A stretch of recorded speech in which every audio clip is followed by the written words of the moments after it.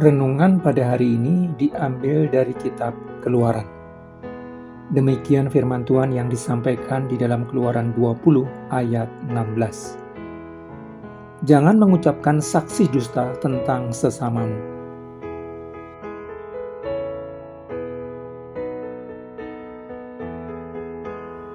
Perintah ke-9 dari dasar titah Tuhan ini merupakan hukum kelima dari 6 hukum yang mengatur relasi umat Tuhan dengan sesamanya.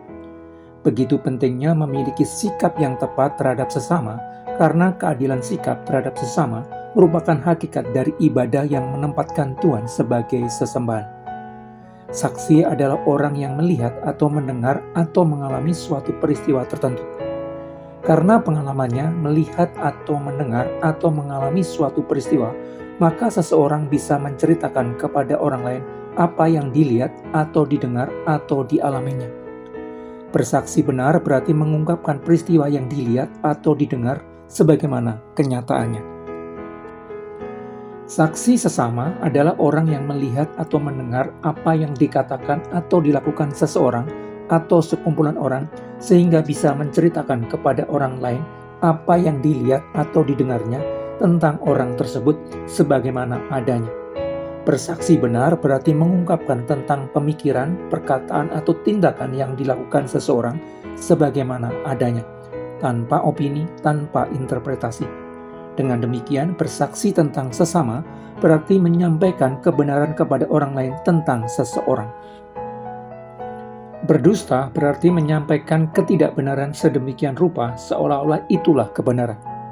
Berdusta tentang sesama berarti menyampaikan ketidakbenaran tentang seseorang sedemikian rupa seolah-olah itulah kebenaran tentang orang itu.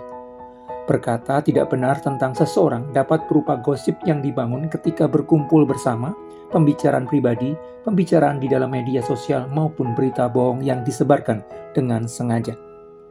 Ketika orang mengutarakan tentang seseorang yang tidak sesuai dengan kenyataan yang sebenarnya, orang yang dibicarakan itu akan menanggung akibat dari informasi salah yang diberikan. Orang itu bisa dicibir, dinilai buruk, dibenci, atau dinilai jahat oleh orang lain. Bahkan orang bisa menanggung konsekuensi hukum maupun sosial dari suatu kebohongan yang dibuat seseorang. Wujud lain dari dusta adalah fitnah.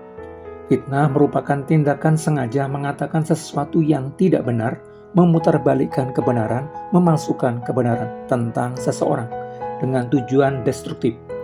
Fitnah merupakan dusta yang dilakukan dengan memutarbalikkan cara pandang orang dengan tujuan menghancurkan orang yang dituju. Juga di dalam fitnah terdapat penipuan pintar yang menyebabkan korbannya tidak menyadari bahwa dirinya sedang didustai dan diperdayai. Di dalam fitnah semua unsur kejahatan dan dusta lengkap terwakili. Fitnah merupakan dusta dengan kadar paling tinggi. Ketika orang memutarbalikkan kebenaran tentang seseorang, orang yang dibicarakan akan menanggung akibat dari tuduhan jahat tersebut. Orang itu bisa dicibir, dinilai jahat, dibenci oleh orang lain. Bahkan orang bisa menanggung konsekuensi hukum, sosial maupun keamanan dari tuduhan palsu tersebut. Imam-imam kepala dan orang-orang Yahudi mengatakan kepada Pilatus yang mengadili Yesus bahwa Yesus Kristus melarang orang Israel membayar pajak kepada Kaisar Romawi. Padahal Yesus Kristus tidak pernah mengajarkan seperti itu. Fitnah yang disampaikan para imam bertujuan untuk mematikan Yesus Kristus. Dan Yesus Kristus akhirnya dibunuh melalui rangkaian fitnah dan kebohongan yang digerakkan oleh kebencian para pemimpin Yahudi. Fitnah merupakan dosa yang sangat serius.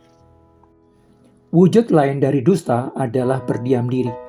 Berdiam diri ketika ketidakbenaran diungkapkan berarti membiarkan kebohongan dijadikan konsumsi telinga dan pikiran pendengarnya.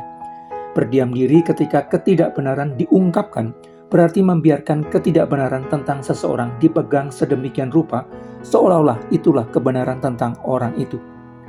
Bersaksi dusta paling sering terjadi dalam bentuk tidak berkata apa-apa, diam.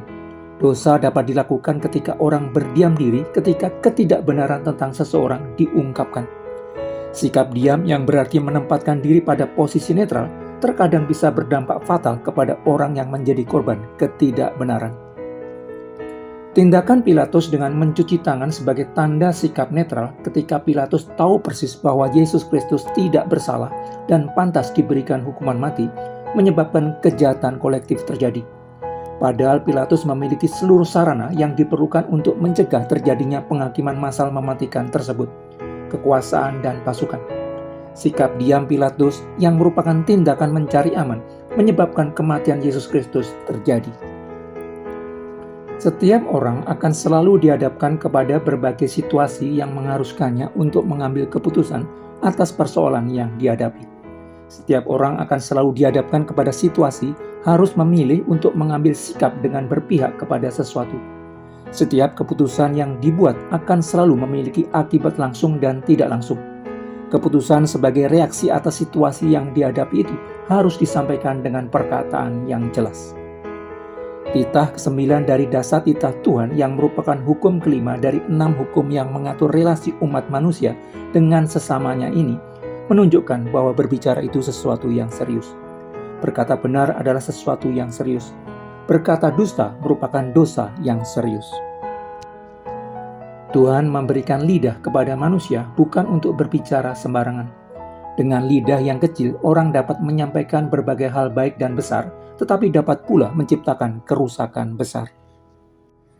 Karena itu, pribadi kedua dari Allah Tritunggal mengatakan, jika ya, hendaklah kamu katakan ya. Jika tidak, hendaklah kamu katakan tidak. Apa yang lebih daripada itu berasal dari si jahat. Perintah ini menuntut setiap orang percaya menjadi orang yang selalu berkata benar. Perintah ini menuntut setiap orang untuk mengendalikan lidahnya. Membangun kesadaran bahwa setiap perkataan kita tentang orang lain bisa berdampak buruk bagi orang tersebut akan mendorong kita menjaga setiap ucapan yang kita keluarkan. Melatih dan membiasakan diri untuk mengatakan hanya yang benar saja tentang orang lain akan membawa damai sejahtera bagi diri kita maupun bagi yang lain.